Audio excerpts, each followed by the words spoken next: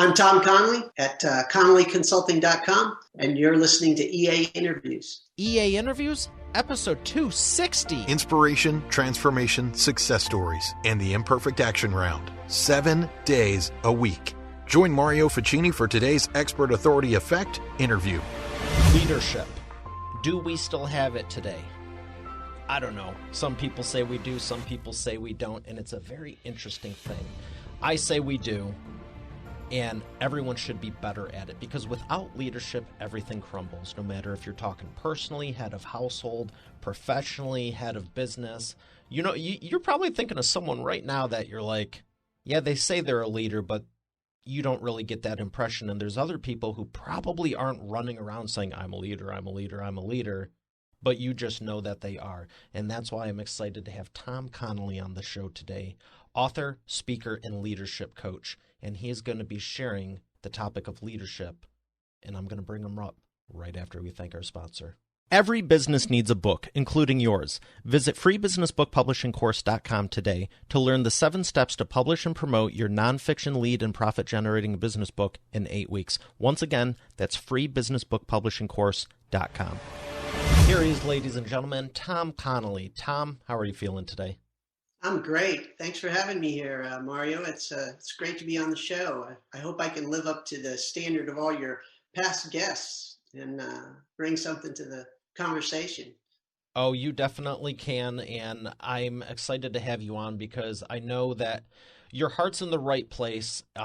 You've served, you're a veteran, and leadership is vitally important, and I thank you for your service, and I'm just going to let you go because there's so much you can teach not only the audience but me as well. So why leadership? Why is it important? Wow.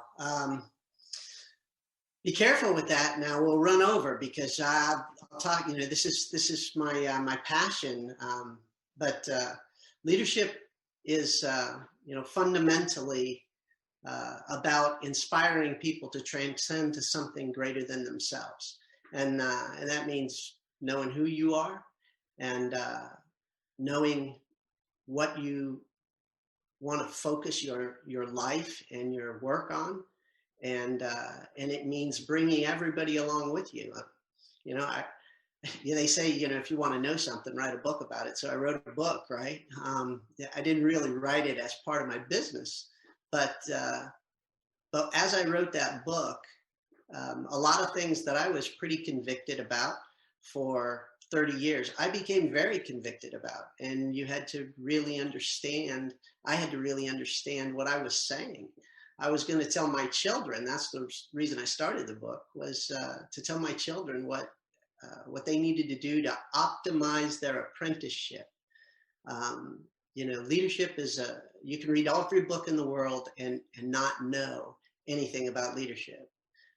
You have to learn it, and you have to see it in action. Leaders are masters and apprentices at the same time. And that's a continual push and pull. But as I looked at leadership and I said, there are some fundamental waypoints. And so I said, hey, let's think about this as a roadmap to the apprenticeship, to learning how to lead, because we're all learning all the time. Any leader who's not learning is not leading, because you've got to continually learn and teach. That interaction is essential to developing relationships and trust. And like I said, you can read every book in the world, but you got to see it, and you got to find those people in your life, in your industry, that can help you to see those things. Sometimes it's a coach like me, somebody who can look at you in the eye and say, you're not doing it. You're not going to get to where you want to go. Sometimes it's those folks we have around us. But, leadership comes down to people. And my prime imperative in my book is accept the prime imperative that every person in your organization has value. If you don't value your people, then you're not going to put in the commitment. And that's what it is. Leadership's a commitment. Anybody can be in a position of authority, but just because you're a general or a politician or a CEO doesn't mean you're a leader. You're only a leader if you commit to being a leader, and you commit to bringing your people along towards the objective, your objective, the organization's objective, their objective. You have to develop your people as you go. Would you say first thing is? Would you say that the leadership is ongoing as well? You're saying, so I make a commitment, I'm going to be a leader, and I'm bringing my team to the objective. But what if it's for a few months, 6 months, or a year? Is it who you are and it's part of you, or can it be a temporary thing? Well, who you are as a person, leadership evolves or emanates from your character. If you want to be a good leader, work on your character. You have to have the strength, moral fortitude, and know what you believe in first and foremost. Anybody can be a leader, but you have to be committed to doing it. It's a continual cycle, of study, action, reflection, and refinement. That is part of that learn and teach. It's also how you have to approach life every day. Leadership, can it be temporary? Your position may be temporary, but if you're going to be a leader, you commit to leading. And no matter what you do, you lead. Now, you may not be in the position as the CEO, but that doesn't mean you're not leading. That doesn't mean that you don't have an apprentice under you, and it doesn't mean you don't have somebody that you look to as a mentor, and you have a peer who's going to tell you when you're smoking dope, and your decisions aren't good or your ideas aren't good or whatever it is. So the idea of being in, of leadership being temporary, leadership isn't temporary. Your position might be temporary. But if you commit to leading, then effectively it becomes your way of life. It becomes what you decide to do. And some people don't ever want to be a leader, right? They just wanted to be a good painter. They just wanted to paint houses real well, or whatever it might be, develop software. And they get promoted to a position, or they expand their business to the point where now they have people who work for them. Well, now they're a leader de facto, and whether they wanted to be or not, the circumstances came upon them. And I think that I thoroughly am invested in the idea that anyone can become a leader.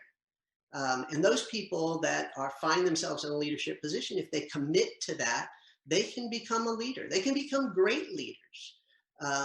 There are many, many stories throughout history of people that didn't want to be in a position of leadership, but were thrust into it. And they committed to the idea, and they were very successful. And so, whoever a leader is, their character is such that they're going to always lead. It may be one person, it may be their family, it may be a bazillion, is that a real number, bazillion? But anyway, it is now. It could be a bazillion. Yeah. So leadership is a way of life. It's a commitment to building people and accomplishing things and inspiring people to be more than who they are. And that's the fundamental underpinnings. Are there things along the way that you have to learn? Yes, leadership is very nuanced. In every position, you have to learn new things. That's part of that whole apprentice vocation idea. You can be a leader for 20 years and you're moved into a position that's different, or maybe it's in a different industry, or there are different challenges with it. And now you have to learn new things. That's why leaders have to continue to learn. They're never going to be an expert necessarily in all the technical aspects of maybe the organization that they're leading. Very complex organizations, whether that's in the military or in industry.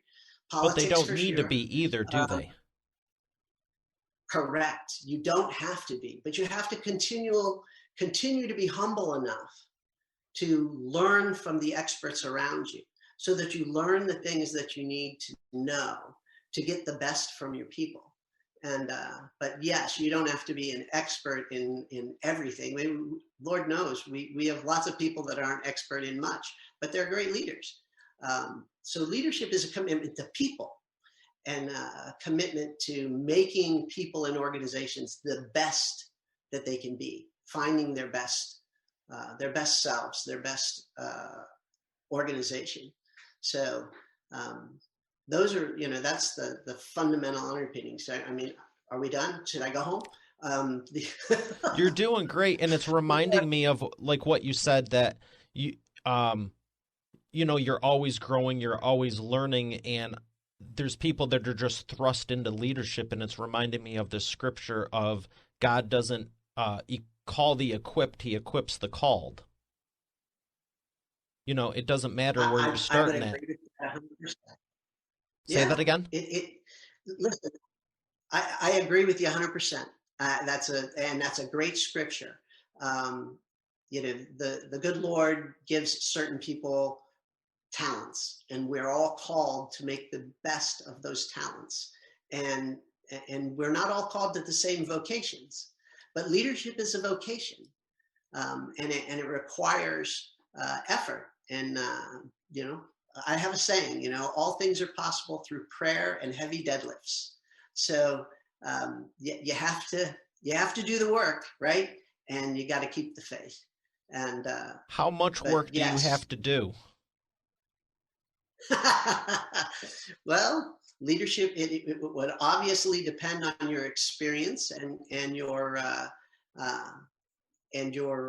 position and those that are around you. And sometimes it's all of you can do every minute of the day, and other times it's not. But you always are looking and seeking to improve yourself and your organization. That's what leaders commit to. Leaders have to be what their organization needs at the time that they need it. It doesn't change who you are, but it may change the things that you have to do. Sometimes you're in an organization or at a place in an organization where you can delegate a lot because you have great expertise and talent around you. Sometimes you're just building and you have to be more hands-on and involved until you get people up to the level where they can handle all those things. So the idea that you ever arrive as a leader is just it's fallacy.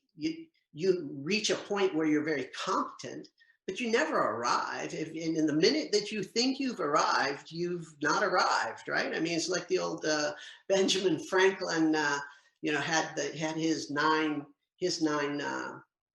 principles that he followed every day, and he kept track of them for a long time. And he'd go through all the key values in life, and he would always get down to the last one, and the last one was humility. And he said, I get down to the last one, and then I wouldn't be able to check that block because I would get proud that I had done all the other ones before it.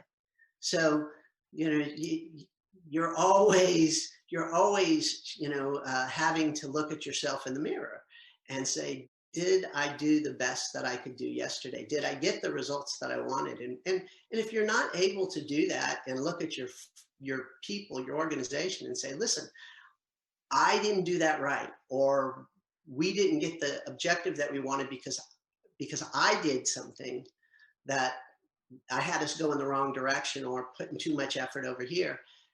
If you're unwilling to do that, then you have to reevaluate your own character, because as a leader, you have to be able to do that. Your people will follow you anywhere if you're willing to look at them and say, I made a mistake. We're going to need to do this again. If they know you care, one of the things, from one of the key things in my book, hey, you got to be competent. You have to own the mission. It's your responsibility. Your organization becomes yours. And it's your responsibility. If it does well, then it will be on your people. They have done well, and they get the credit. And if they do poorly, you own it.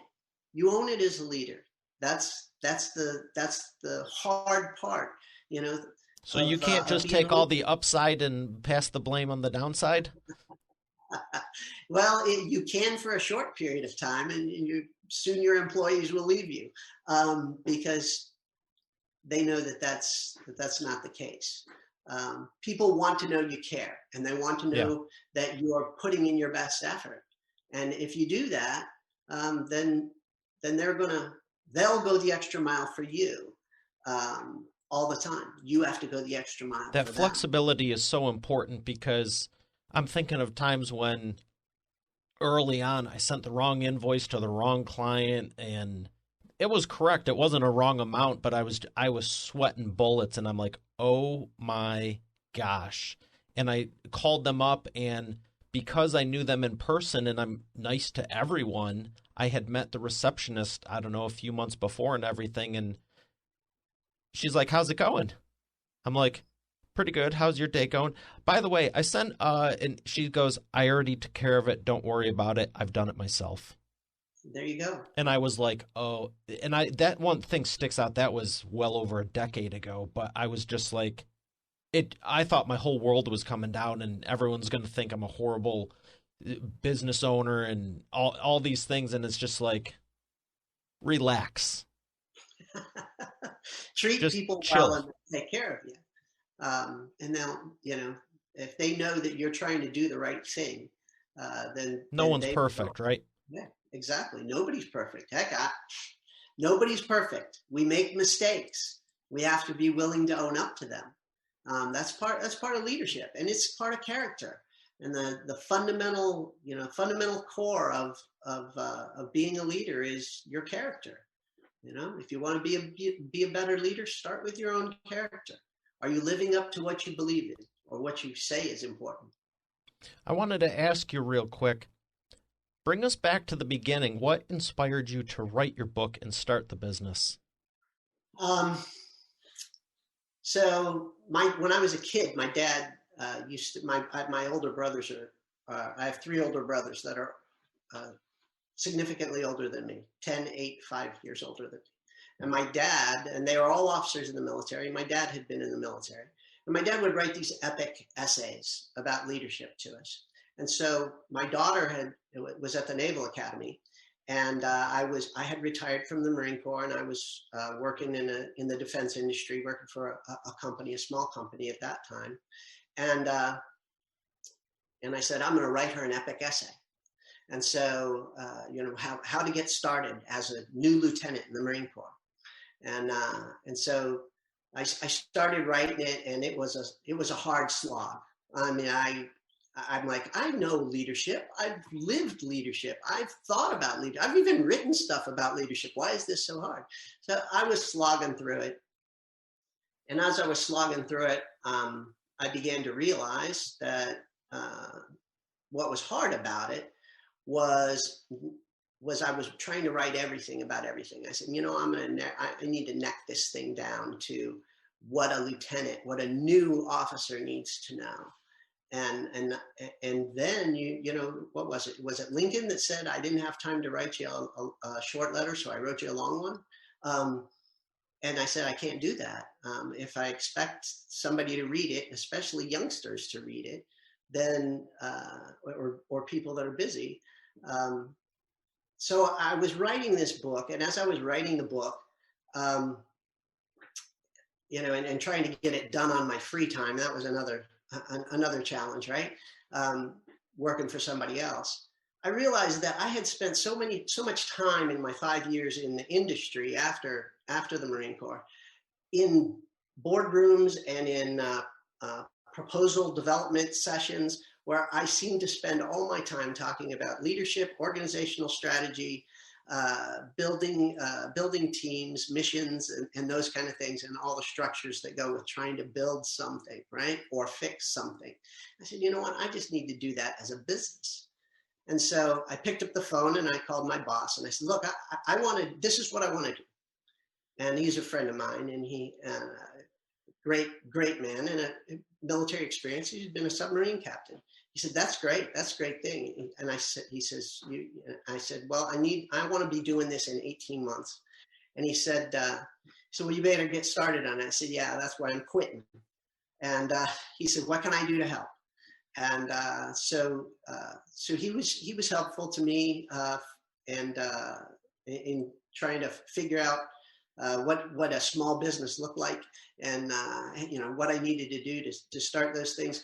But my daughter came to me, and by this time she graduated from the Naval Academy, and she's going through her basic officer training. She says, "Dad, you got to finish this thing. You got to write it down, all these things you say."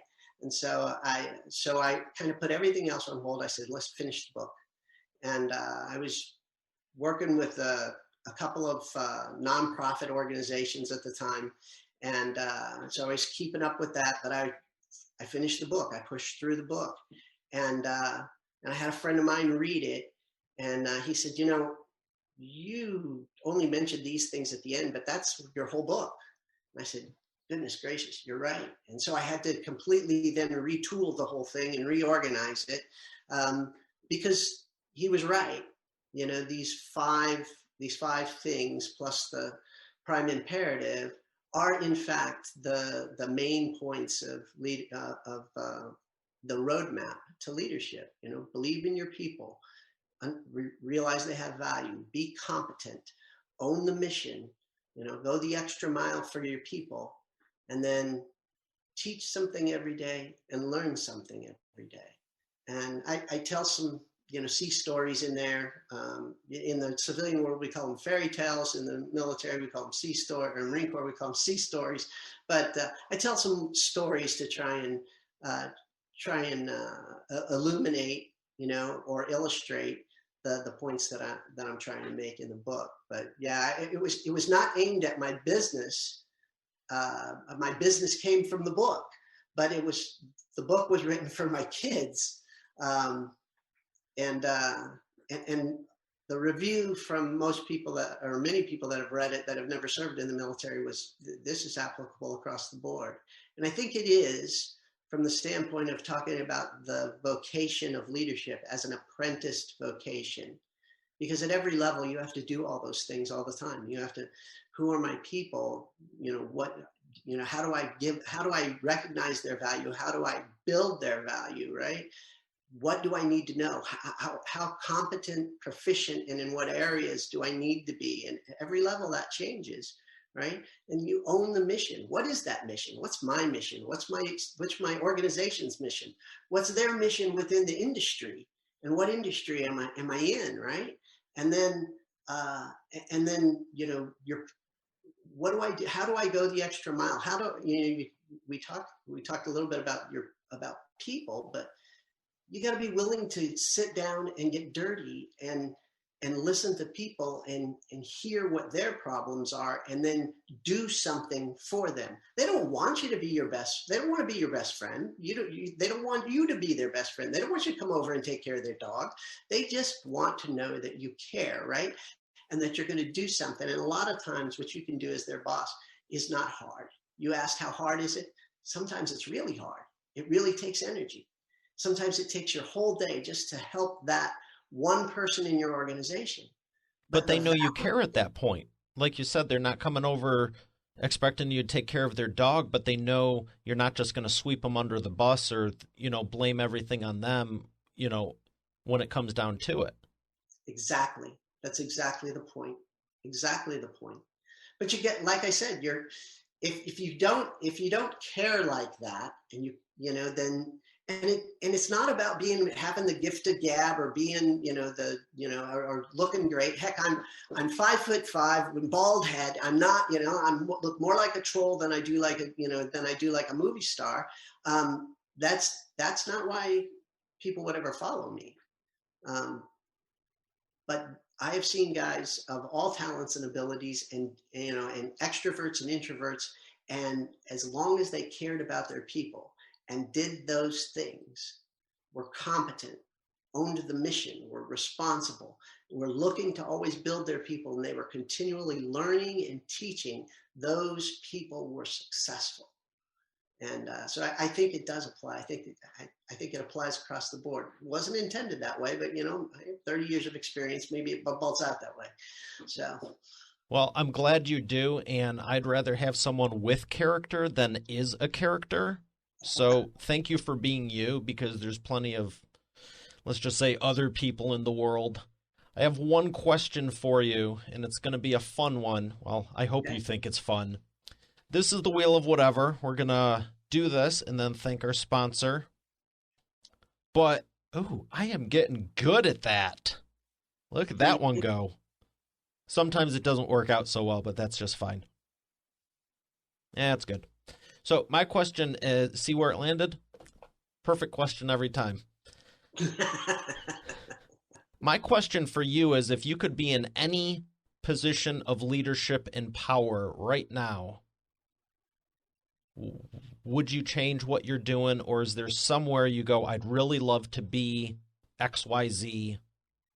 I know I could do some good and help a ton of people? Any industry, anything, any country, any whatever. Real specific. No, I wouldn't change a thing.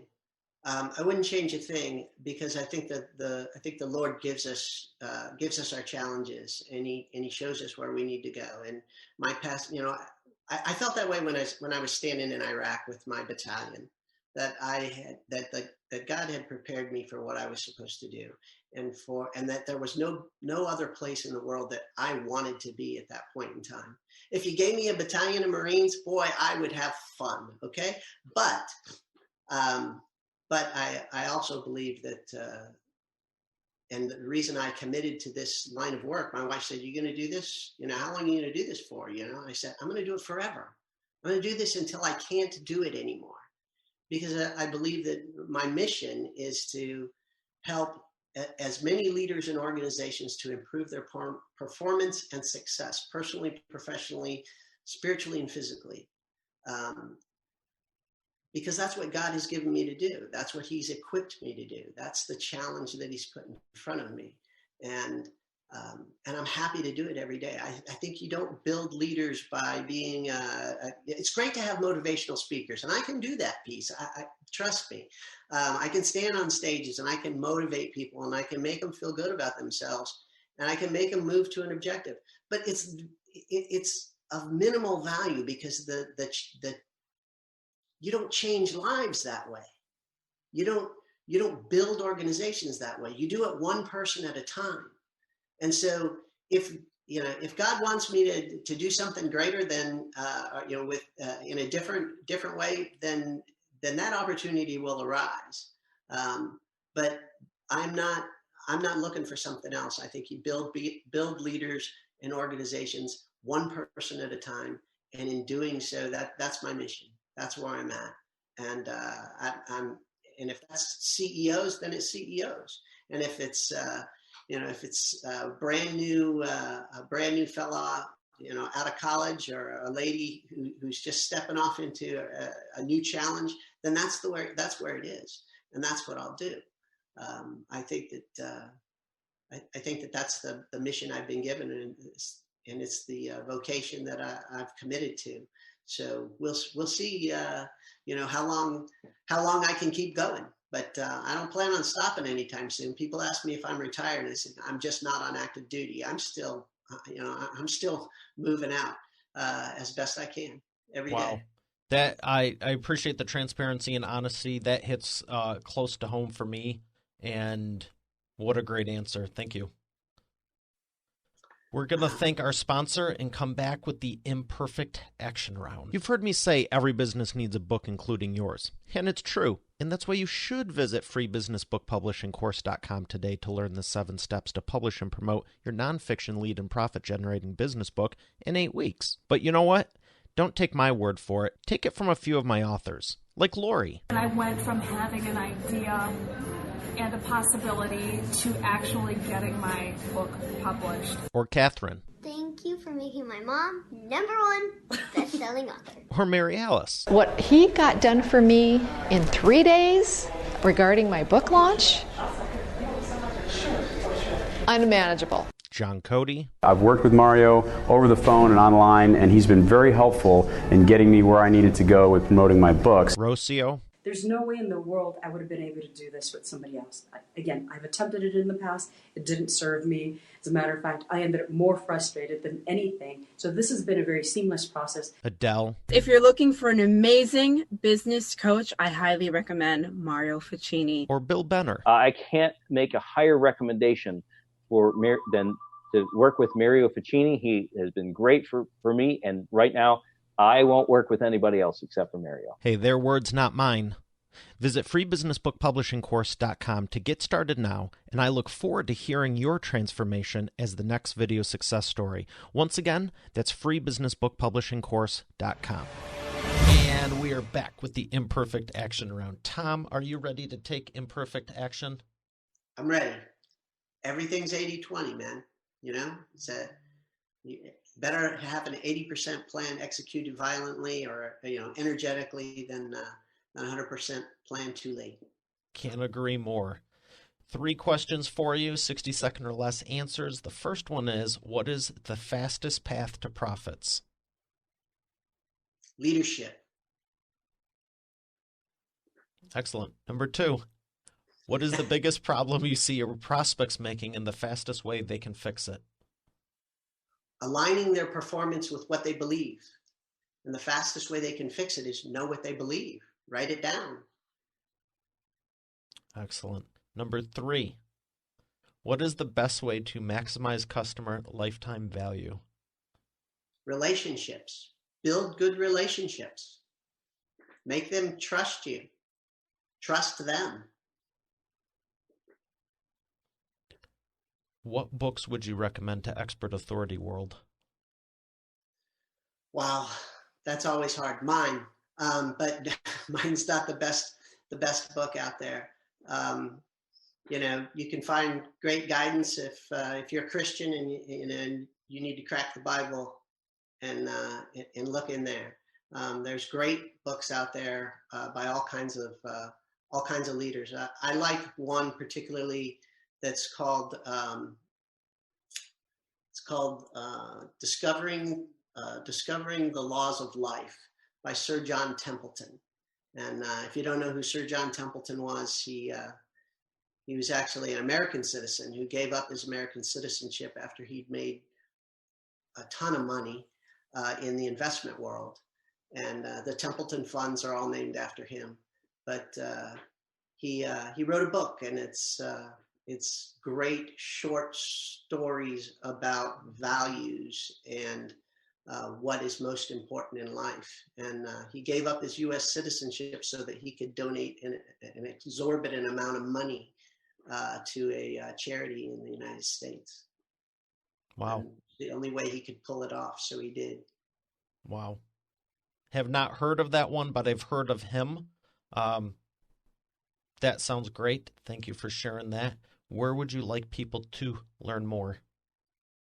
Go to ConnollyConsulting.com, and they'll find a link to my book. They'll find a free download on some of that section that talks about knowing what you believe and who you are, discovering and developing your character. They'll also find other podcasts, links to podcasts, and some of the other videos that I have made that talk to these subjects. Excellent. Well, I appreciate you for sharing. Thank you so much. It's been a pleasure. Thank you for having me. I hope I lived up to the high standard that you set with your guests. And, you definitely did. Pleasure. And I knew you would. Thank you, sir. All right, Expert Authority World, we have another great episode here today. I'll see you tomorrow. Have a great day, and God bless. You're already the expert, but have you transformed your expertise into a tangible asset that will generate and qualify leads while increasing profit for you 24/7? And if so, how well are you promoting it? With the Expert Authority Effect publishing method, it's easier and faster than ever. Visit freebusinessbookpublishingcourse.com today to learn the 7 steps to publish and promote your nonfiction lead and profit-generating business book in 8 weeks. Visit freebusinessbookpublishingcourse.com to get started now. Once again, that's freebusinessbookpublishingcourse.com.